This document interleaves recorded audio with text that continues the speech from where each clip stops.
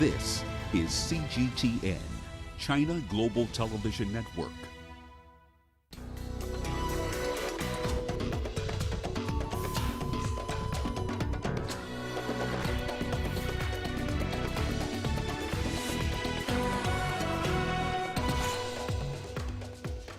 Vote counting continues in Zambia following presidential and parliamentary polls.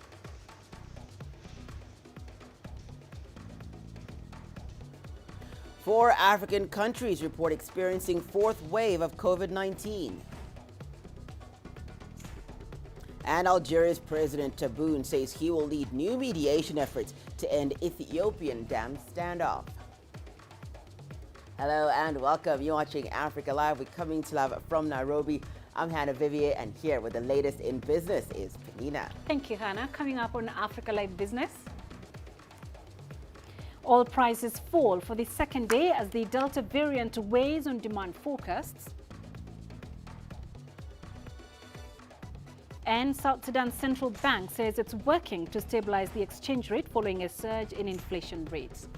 I'll be back with the details of those stories and plenty more. For now, I hand you back to Hannah. Thank you so much, Penina. We'll see you a bit later in the program. Well, vote counting continues in Zambia after presidential and parliamentary elections there. Amidst reported internet restrictions, businesses in the country were open as usual on Friday.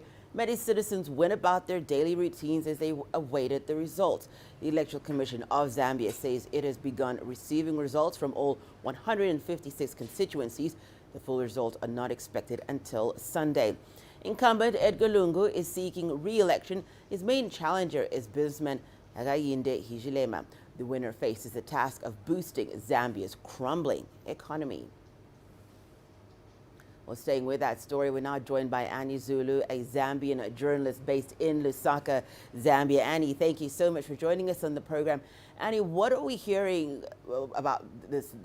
We're hearing that that Zambia Rao has stopped election results announcement. What more can you tell us about that?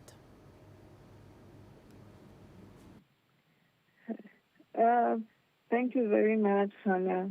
Yes, as you are aware, Zambia yesterday voted. So currently, we are just waiting for the Electoral Commission of Zambia to start announcing the results. Counting in some polling stations has ended and still ongoing in some polling stations. But however, the Electoral Commission of Zambia is yet to announce or give an update on the results so far. The Commission was actually supposed to give its first update at 10 p.m., but up to now, the Electoral Commission of Zambia has not given any updates regarding the results so far, and this has really angered different stakeholders and political parties. And so far, the Electoral Commission of Zambia has attributed the delayment to announcing of the results to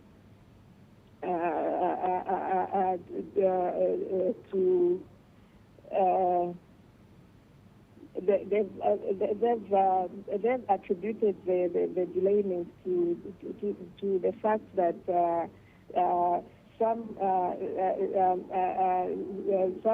polling stations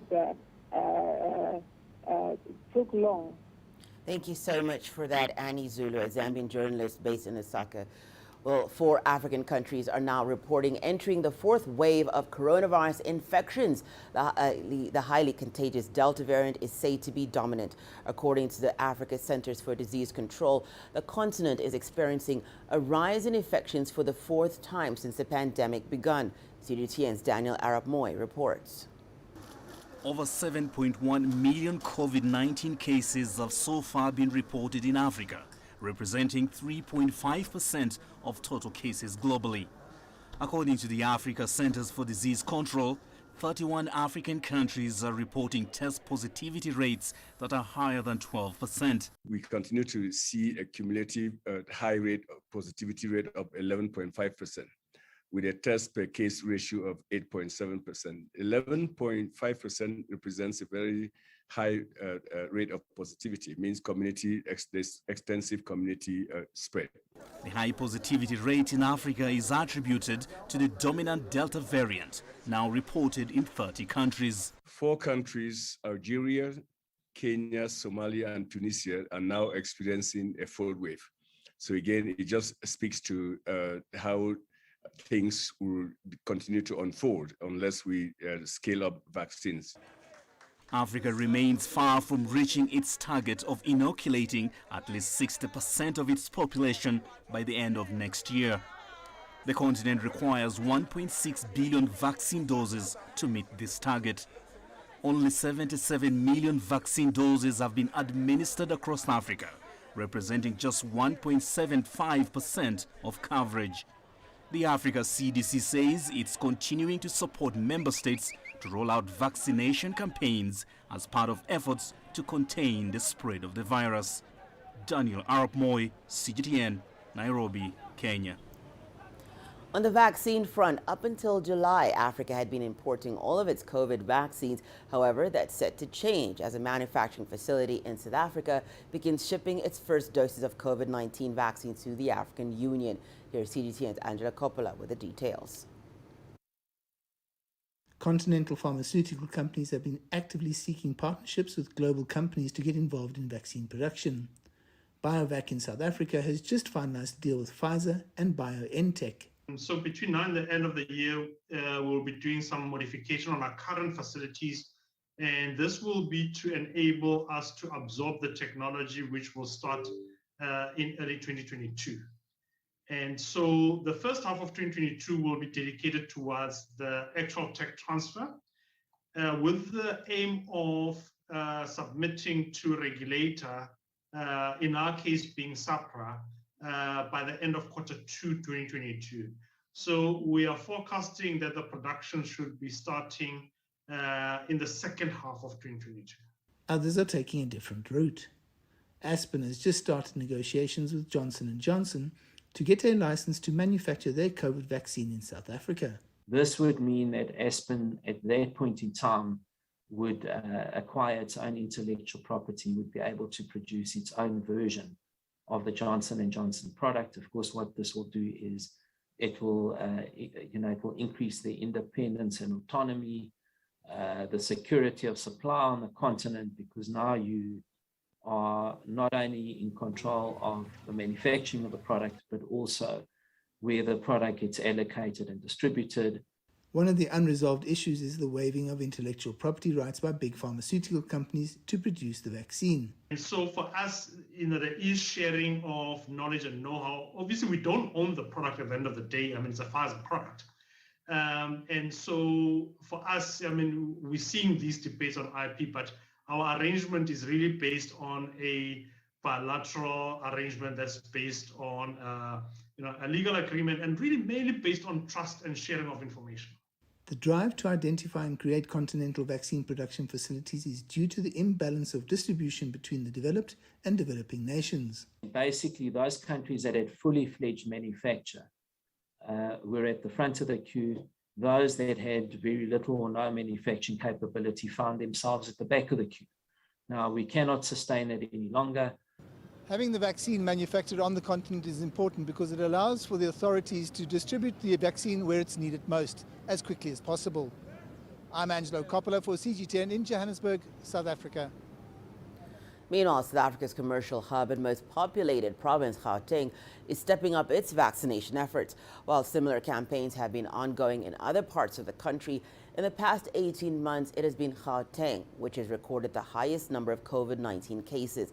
In an attempt to lower those figures, officials say they plan to target high-density areas such as minibus taxi ranks, which serve the largest number of commuters in the province. CGTN's Julie Shire reports. Gauteng accounts for a third of South Africa's 2.5 million COVID-19 cases, the most of any province. It also administered the highest number of vaccinations, but it's set on boosting these numbers by targeting high transit zones. It is better that we take the vaccination to the taxi ranks, given the number of people that passes here, including commuters. And today I want to say to you, I am very much pleased and satisfied with the turnout, the number of people that have turned out for this vaccination program. Some rank officials went about their day reluctant to take the vaccines, but many drivers braved their fears and lined up for the jabs. What we are doing here, I think is nice, and we will have to approach other drivers to come and do the same as we did. I can't say it's a relief because I'm not sure if I'm not going to get that corona if I'm vaccinated, but I will keep on doing the social distancing and the sanitizing. I've seen many drivers in the queues coming to vaccinate. It's good when you speak to drivers and they speak to their own colleagues. It is quite convincing when you see they discuss themselves among themselves the advantages of vaccinations. Until now, commuters have traveled far to reach vaccine sites. Stationing them at taxi ranks makes it easier for 16 million passengers who pass through them every day. The idea was perfect and the process was easy.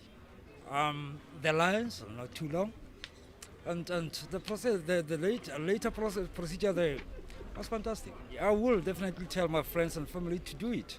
Everything is fine and I'm happy because I'm protected now. As from today, I know I'm all right. Minibus taxis are the most common mode of transport in South Africa. Taxi drivers, marshals and passengers are at a significant risk of contracting COVID-19 or even spreading it.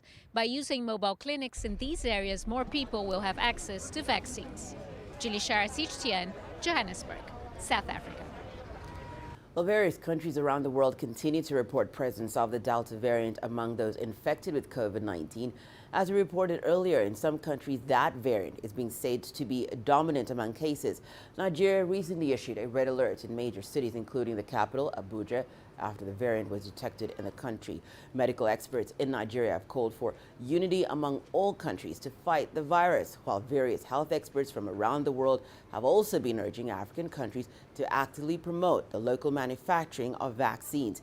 Nigeria has reported over 179,000 cases of COVID-19 and over 2,000 deaths. Local production of vaccines, local production of the drugs that are needed to manage the primary cause of COVID. They're looking for getting oxygen plants in our borders, getting the antibiotics manufactured locally, so it will reduce our spending. So during the course of trying to get all those things, we are indirectly creating employment for our scientists, for our pharmacists, for our doctors, and the supporting staff that are like to work in such areas. I think that will be the gain of this pandemic, instead of looking at the legal and other conspiracy theories that people have been postulating here and there. Over in Asia, Japanese health authorities have issued a stark COVID warning to the government. Some experts say the country is fast approaching a natural disaster territory as new daily cases have passed 20,000 for the first time. The surge is also putting a massive strain on the country's health system. Phoebe Amoroso has more from Tokyo. There's a real concern over the situations in the hospitals. Japan really lacks beds for COVID-19 patients. In response to this, we saw the government implement what has been a controversial policy last week, in which only the most severe cases will be treated in hospitals. Others will have to recuperate at home. But one of the biggest issues is that many of the hospitals and clinics in Japan are private, 80% nationwide, 90% in Tokyo. Now, many of these clinics are very small and they simply do not have the resources in order to convert beds for COVID-19 patients. And when I say resources, that also means medical staff. There's a huge shortage of medical staff. And in order to treat COVID-19 patients, they have to separate off the ward. There simply is just a big risk for many of these clinics, and the cost means that it's not feasible. So this is why medical experts are warning that they could be reaching disaster level. Here in Tokyo, there are only around 6,000 beds for COVID-19 patients. Occupancy rate rate is already over 60%. We're seeing occupancy rates of over 70% in the prefectures neighbouring Tokyo, and that is why many people are sounding the alarm that the medical system simply cannot cope with the rising cases.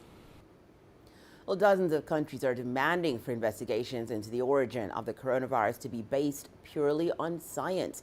It comes as the United States is widely accused of politicizing the probe as it looks for further investigations into a theory that it leaked from a lab in China. The virus first came to light in central China in late 2019, but data suggests that it may have been circulating in other countries much earlier. A China WHO joint research report has revealed that it is extremely unlikely that the virus came from a lab in China. Dong Shui has more. China will continue to support efforts to trace the origins of COVID-19. We're actually implementing and will continue to practice relevant suggestions based on the China WHO joint research report. At a news briefing Friday morning on the subject of tracing the origins of COVID-19, Vice Foreign Minister Ma Zhaoxu explained Beijing's latest stance on the efforts, saying the work to trace the virus is a scientific issue and should only be the job of scientists. What we oppose is politicizing the tracing of the virus, tracing against the WHO's resolutions, and tracing that abandons the China WHO joint research report. Over 160 diplomat envoys and representatives from international organizations joined the discussion, and most of them echoed Beijing's stance. My country, Russia, for its part, firmly opposes any attempts to politicize the situation around COVID-19. What we all really need at the moment is broad coordination of all our actions to promote transparent multinational efforts aimed at the new coronavirus origin tracing. That's what can be helpful to overcome the pandemic. Somalia's ambassador to China says his country is one of the 48 nations that have sent letters to the World Health Organization in opposition to the politicizing of the probe into the origins of the virus. And at the moment, it seems that we have the scientific cooperation and the medical cooperation, but the lack of political cooperation or the fear of politicizing may jeopardize us recovering from the COVID crisis. We're nearly 18 months into the coronavirus pandemic, and where exactly it came from became a source of friction around the world. While some countries want more investigations inside China, Beijing is demanding other countries to be investigated too. Well, despite all the controversies, many experts and diplomats are calling for science, not politics, to come first. Dong Xue, CGTN, Beijing. It's time for a short break and return. More news on Africa Live, including Algeria's President Tebboune says he will lead mediation efforts seeking to end Ethiopian dam standoff. And 6 Tunisian cities named the hottest in Africa following recent heat waves.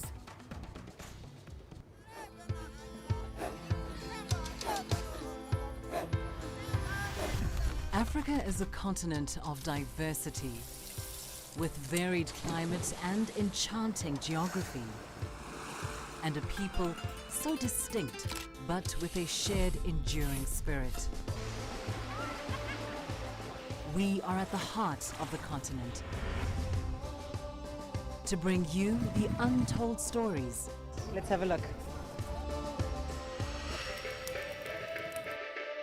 We celebrate Africa as it shapes its own destiny. Tunis, Cairo, Juba, Johannesburg, Ethiopia, Tanzania. Africa Live. Find your voice.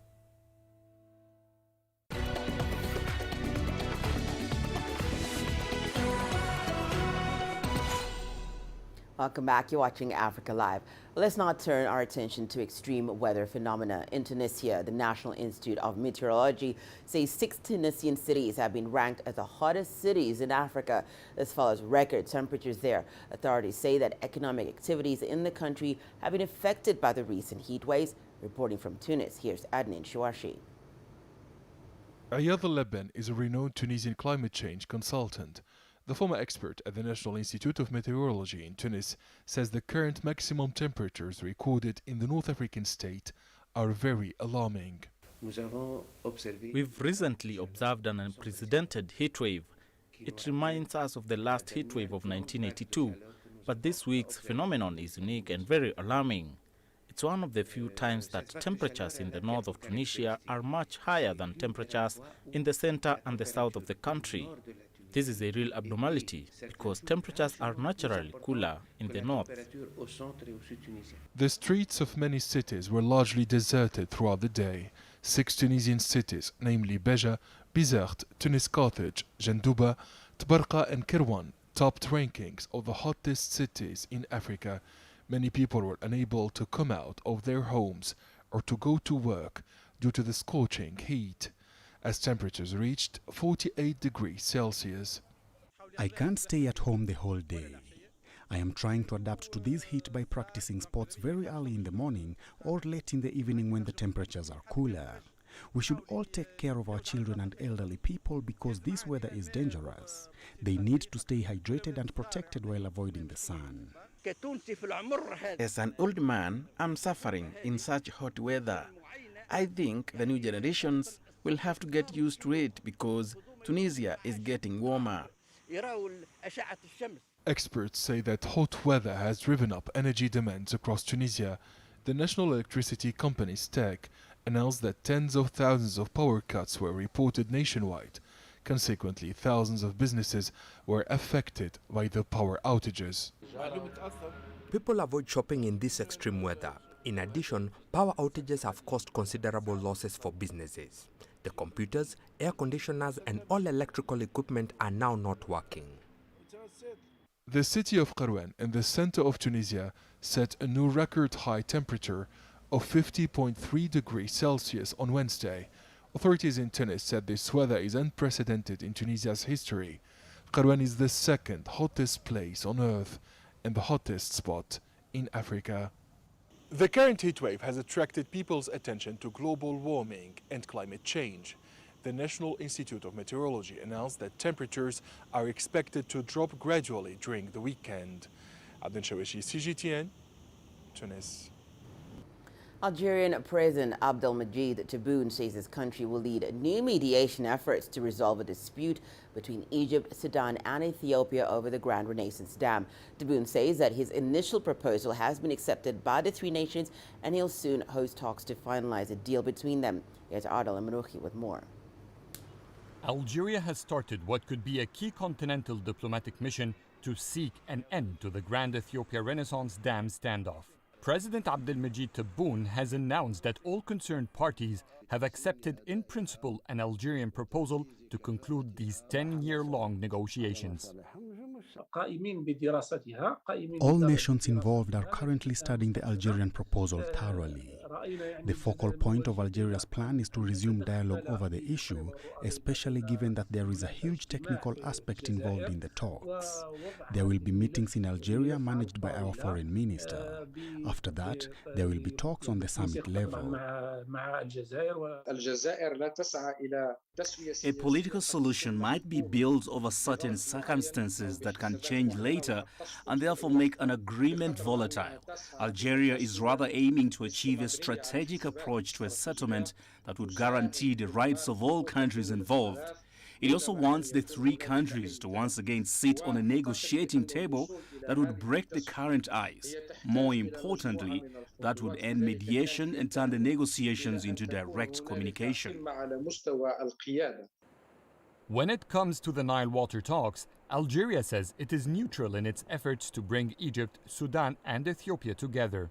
The North African nation is concerned with the magnitude of conflicts in Africa's North, Sahel and Horn regions, which will hinder development. Algiers has assigned its veteran diplomat Ramtan Lamamra to lead this diplomatic challenge.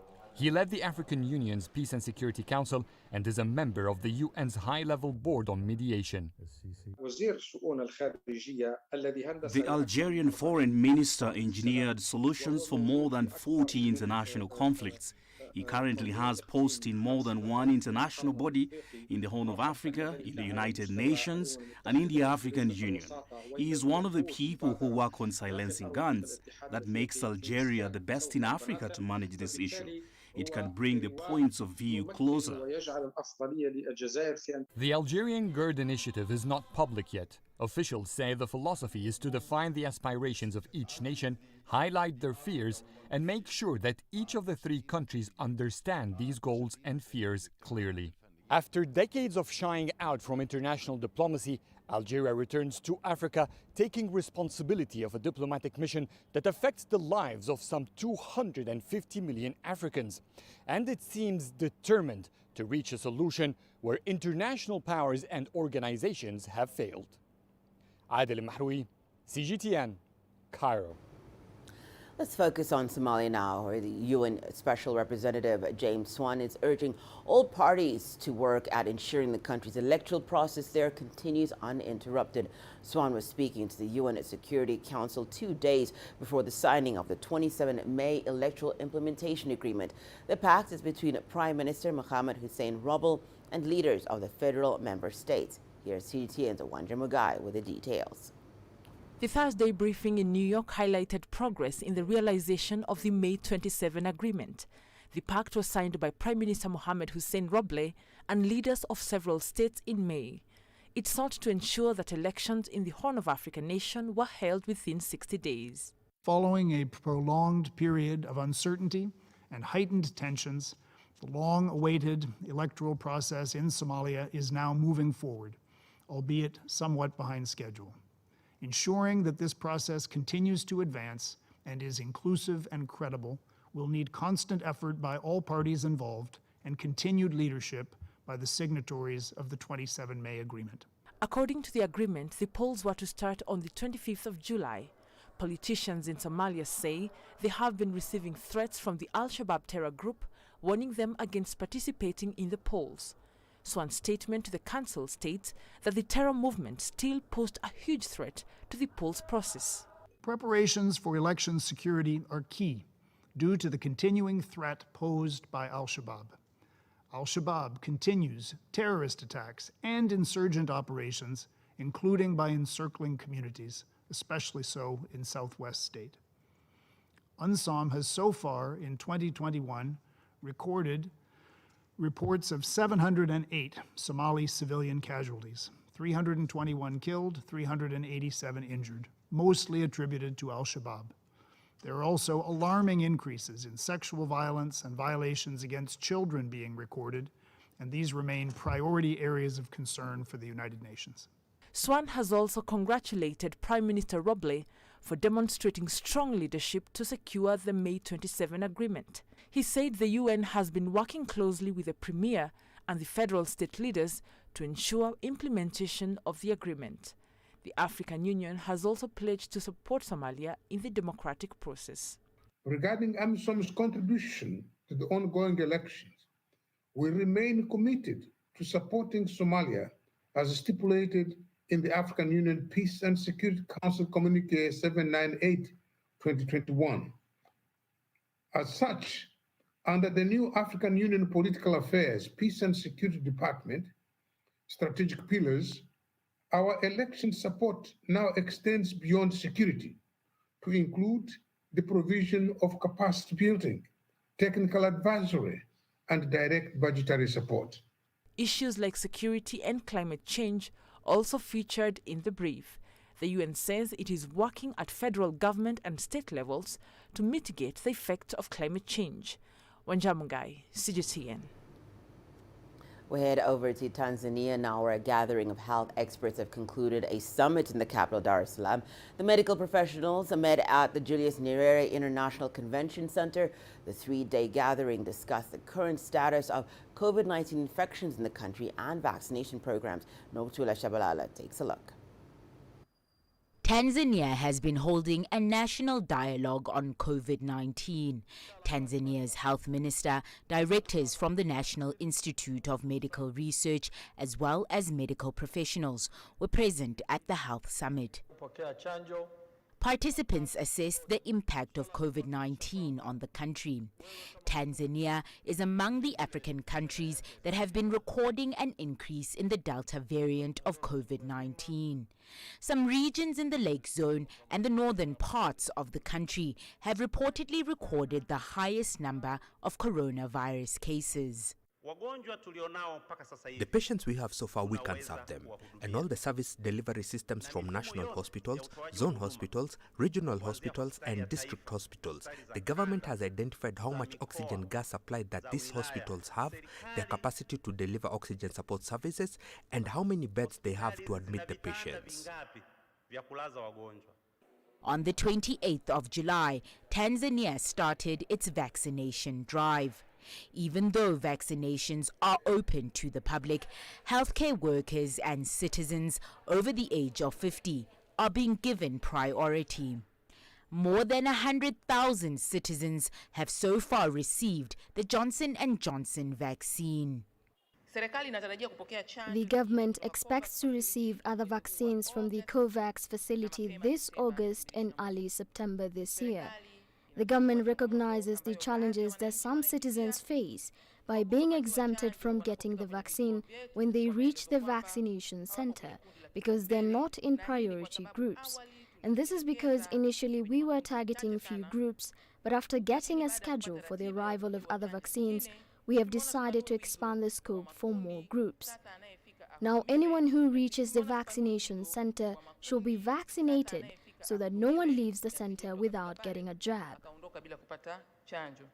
In efforts to help citizens to be better protected, the Tanzanian government says it will involve prominent figures in COVID-19 awareness campaigns.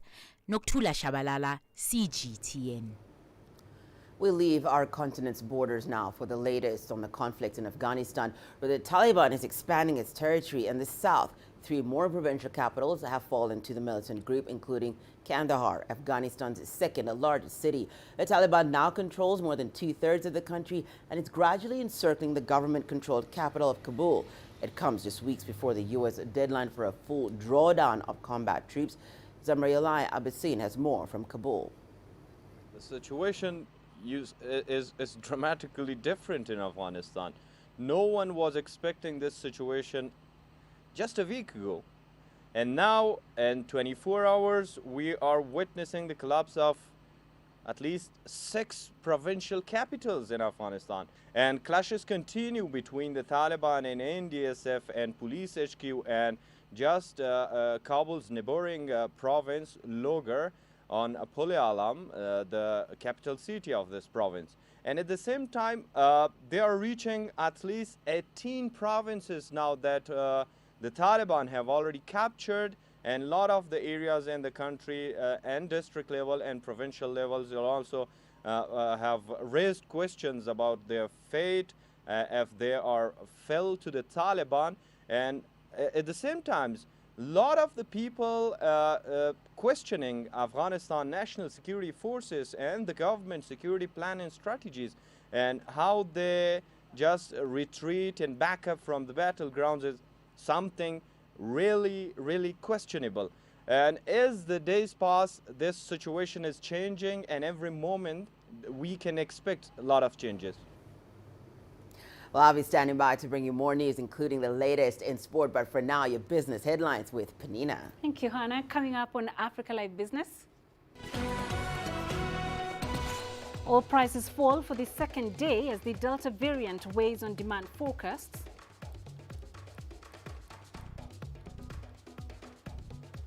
And South Sudan's central bank says it's working to stabilize the exchange rate following a surge in inflation rates.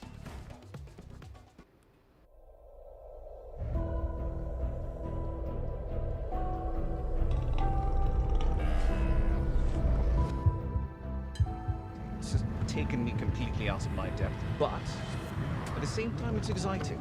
It's new, it's different, it's a challenge. It's really exciting.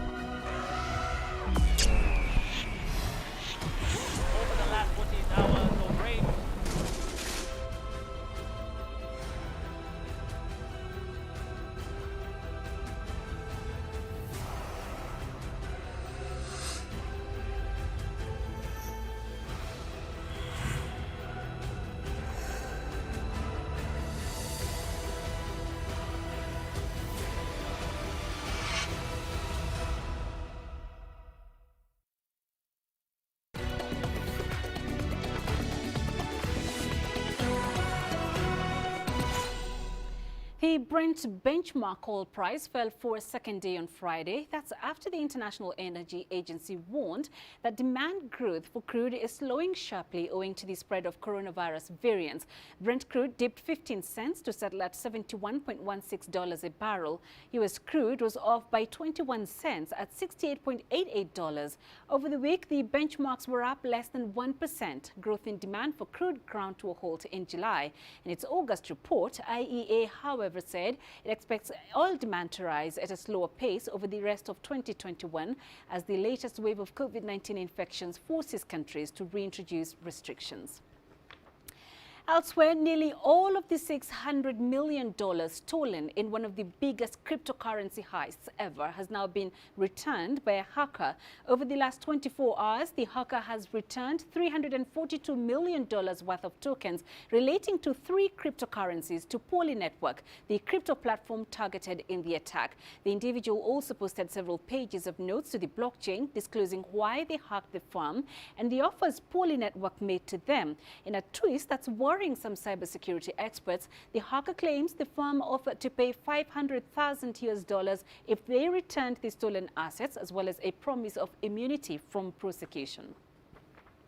South Sudan's government says it's working to rein in inflation. The IMF forecasts inflation in Africa's youngest country averaging 40% in 2021. The Bank of South Sudan has been providing hard currency to commercial banks and forex bureaus since April to try and stabilize the exchange rate. CGTN's Patrick Oyet takes up the story from Juba. Fatah Rahman Adam owns a shop in Juba. He says sales are falling. The market is not very good. People don't have money. I think many people have not got salaries yet, but the prices are now stable. I think the prices are fair now. Maize, sorghum, beans and groundnuts are the most important food commodities for many households in South Sudan. However, they are beyond the reach of large numbers of consumers. The government should come to the market and find out why prices remain high. The local currency has gained against the US dollar, but prices of goods remain high. How can we, the poor, afford food? The Bank of South Sudan says it is working to stabilize the exchange rate. South Sudan depends significantly on essential commodities imported from neighboring Kenya, Uganda and Sudan. Importing those commodities require hard currency. South Sudan's central bank received $172 million from the International Monetary Fund to try and stabilize prices. The bank now says it is working to build its own reserves. The oil prices have been improving, and therefore what we are receiving from the oil revenue is improving also. You are also aware that our own collections from by the National Revenue Authority are improving, and we are collecting good amounts, almost something to the tune of $10 million every month. These dollars are surrendered by the Minister of Finance to the Central Bank to sustain these reforms. South Sudan's government says its target is for market prices to control the exchange rate and provide lasting stability in commodities. But for many here, the change is taking too long for them to afford basic goods. Patrick Oyet, CGTN, Juba, South Sudan. Nigeria's Credit Bureau Association says only 4% of the 40 million micro, small and medium enterprises in Africa's biggest economy have access to credit from formal financial institutions. That's despite efforts by the government through the central bank to make credit far more accessible to small firms. CGTN's Philly Haza explores this disconnect from Abuja. Nura Abdullahi has been a laundryman for 3 years, but is unable to expand his business due to lack of funds. He says he's been unsuccessful accessing credit from banks. I need money to make my business move, to buy washing machines, dryers, industrial irons. But when I approached some banks, they said I don't have bank accounts, history of transactions and collateral to get any loan. It's the same challenge for millions of small-scale entrepreneurs, especially in rural areas across Nigeria. 96% of them are caught up in the credit crunch, according to the Credit Bureau Association of Nigeria. A microfinance outfit called OG Capital is trying to help. It's providing loans to traders at the bottom of the microcredit pyramid as well as offering help to manage their businesses so they can be more productive and pay back the debts easily. We charge them daily interest rates because we understand that most of them even earn on a daily, so that they are not feeling overwhelmed with the plenty bulk things that come with going to the bank to get money, and then it's with little or no papers. So we use guarantor system. That's like people within your social economy, maybe your neighbor, your family, your church, to use you to be your guarantors. And because I know that you don't want to fail your pastor, you will pay my money. So we dwell on it, and it's been very effective. According to the Small and Medium Enterprises Development Agency of Nigeria, SMEs make up about 50% of the country's GDP and are responsible for nearly 60 million jobs. Without assistance like this, the growth of Nigeria's economy at the grassroots level could be hampered. These small-scale entrepreneurs would find it difficult to stay afloat. In March, the government secured a loan from the Bank of Industry of $1 billion to support SMEs in the country. But experts say the government will need to create an enabling environment for the microfinance industry so that more funds can be disbursed. For a country of 200 million, there has to be at least 10 million microfinance companies, right? We need more people in the microfinance industry to provide access to funding. The industry needs to become more competitive. Microfinance companies need to do more for people, and there will not be an ability to do more if there is not enough of us, right? We need to have a lot more access to capital from CBN, that's the Central Bank of Nigeria. We need to have access to technology to allow us to relief in terms of tax. The government says so far it has disbursed about $120 each to 25,000 micro-entrepreneurs as part of its conditional cash transfer program. It has pledged to support more SMEs like Nura's to iron out problems in their businesses. Phil Ihaza, CGTN, Abuja. A high court in Johannesburg has approved a proposal by the low-cost airline Mango to go into voluntary business rescue. The court dismissed an application by 3 unions to have Mango, which is a subsidiary of South African Airways, placed in business rescue. That's a form of company administration under South African law. CGTN Sumitra Naidu has the details on what happens next. The court ruled against the unions and instead agreed to a voluntary business rescue process for the cash-strapped airline. It appears that the DPE wanted the airline to be liquidated, and the, let's call them the unions, didn't want that because they would have a much better opportunity to get paid. I think the judge was quite clever in that he made a useful compromise in the sense that he gave a business rescue application, which I think is good for the people, but didn't allow them to control the actual business rescue process, but left it in the hands of the DPE. Like every other airline, Mango was severely impacted by COVID. The low-cost carrier is still waiting for bailout funds from government and hasn't been able to pay staff. The real litmus test of the genuine authenticity of how they've conducted themselves in this process will be how soon they release money for staff salaries, how soon they start operations again. So if they really intend to keep Mango around, those two things will happen very quickly. The Mango Pilots Association, South African Cabin Crew Association and NUMSA wanted the court to place the airline under debt review. They also wanted to collaborate with the board and the airline in the business rescue process. However, now that the High Court has ruled in favor of the airline, the workers and unions have no say in the process. They've dismissed us as applicants, and they've ordered the CIPC to change Mango's status to in business rescue effective from the 28th of July. Judge hasn't actually given his reasons for the ruling and a breakdown of his judgment as yet. So we're eagerly awaiting to see what is in the ruling. The unions went into this process expecting transparency from the airline. They also didn't want to see this process going the way SAA's did. That process wrapped up after a year. The unions also believe that while Mango can be saved, some want to see it grounded permanently. We're very convinced Mango is savable and that it will survive. We've shone a bright spotlight on a number of issues over the last couple of weeks. Mango has 5 days from the ruling date to announce their business rescue practitioner. Sumitra Naidu, CGTN, Johannesburg, South Africa. Foreign direct investment inflows into the Chinese mainland and its actual use rose by 25.5% during the first 7 months of this year on a yearly basis.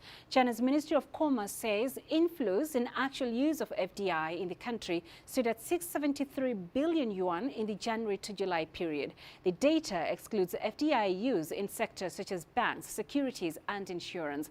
FDI in the services sector rose by nearly 30% to over 530 billion yuan, while investments in the high-tech sector rose 34%. Foreign investment from Belt and Road countries and the Association of Southeast Asian Nations also grew 46.3%. Investment from Singapore and Luxembourg increased by 48% and 64% respectively.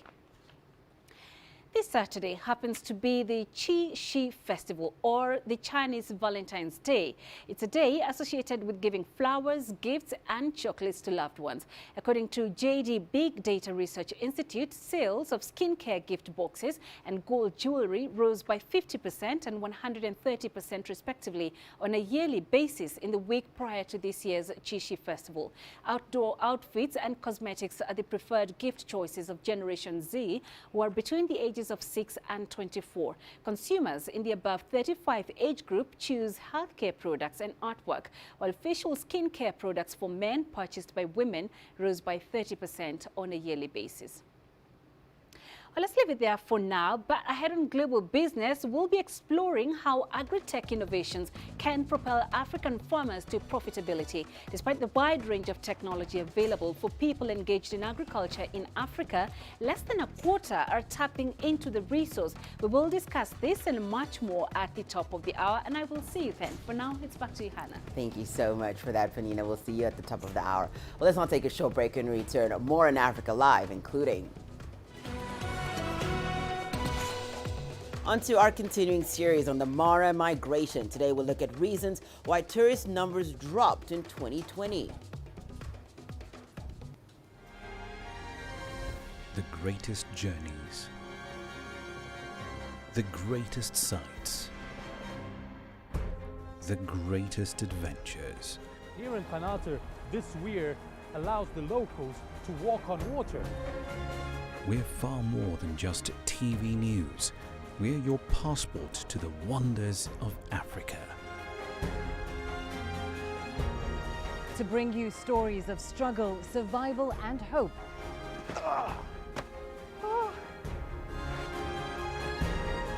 So let's explore.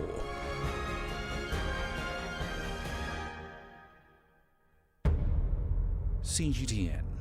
See the difference.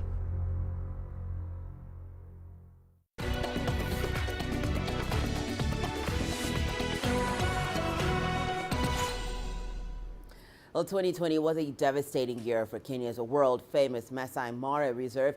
Tourist numbers dropped sharply due to the COVID-19 pandemic. But this year, with global travel on the rebound, the Maasai Mara has seen an increase in visitor numbers. CGTN's Robert Nagila was in the Mara recently and filed this report. It is Kenya's most visited protected area, famous for the annual wildebeest migration and high concentration of wildlife. But 2020 was a bad year for the Maasai Mara Game Reserve. COVID-19 restrictions saw visitor numbers plummet to their lowest since the reserve opened in 1961. Many tourist sites relied on domestic visitors to stay afloat. This year, foreign visitor numbers are up again, though not as high as pre-pandemic. There are fewer people here, but it's not empty by any means, so I would say it's returning. Greg and Lani Muelbreth from California were forced to cancel their trip to Kenya last year due to the pandemic. They weren't certain they'd make it this year either. We just got here 3 days ago, but it's our 6th trip to Kenya because we just love coming here. In 2019, over 2 million tourists visited Kenya, earning the country $1.6 billion from the sector. But in the first 10 months of 2020, that figure dropped to 470,000 visitors. And it's this wide variety of wildlife that keeps them coming back. Elephants, lions, giraffes, hippos, and rhinos, among others.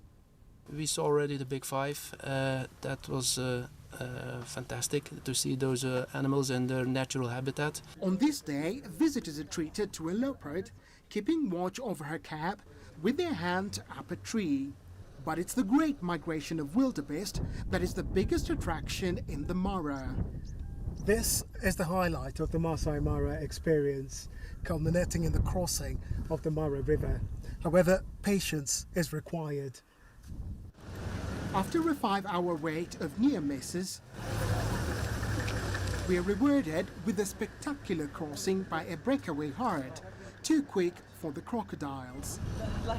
The pandemic may have disrupted life globally, but here in the Mara, the experience helps one forget the outside world. That is its magic. Robert Nagila, CGTN, Maasai Mara, Kenya.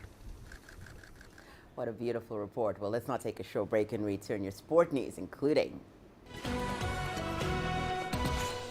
Kenya prepares to host the 2021 World Under-20 Championships in Nairobi next week.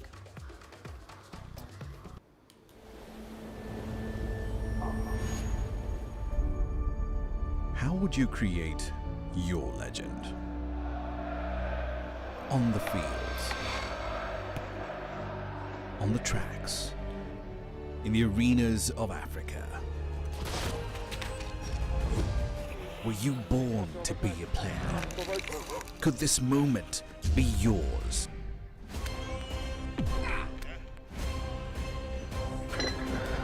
Sports Scene. Find your game.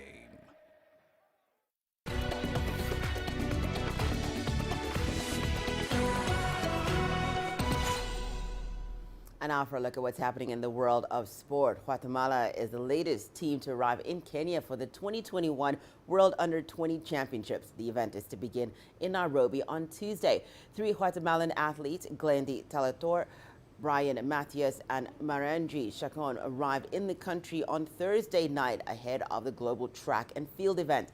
Delator and Matias will feature in race walking, while sprinter Chacon will compete in both the 100 and 200 meters. The race walkers are coached by 21-year-old Carlos Ortiz, a bronze medalist from the 2018 World Under-20 Championships.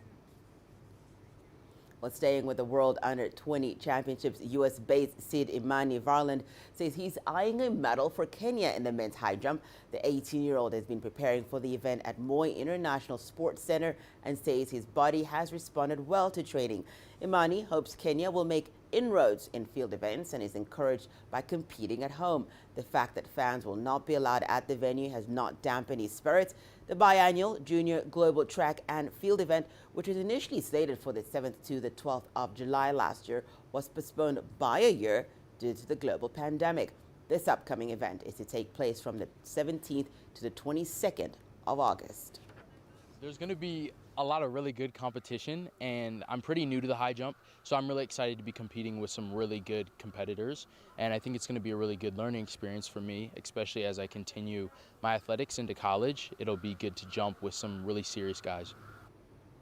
Meanwhile, Poland, who were the first foreign team to arrive for the Nairobi 2021 World Under-20 Championships, are expected to be top medal contenders in field events. Male javelin thrower Eric Kolajacek says he is looking forward to winning a medal as well as meeting Kenya's Rio 2016 Olympic silver medalist Julius Yego.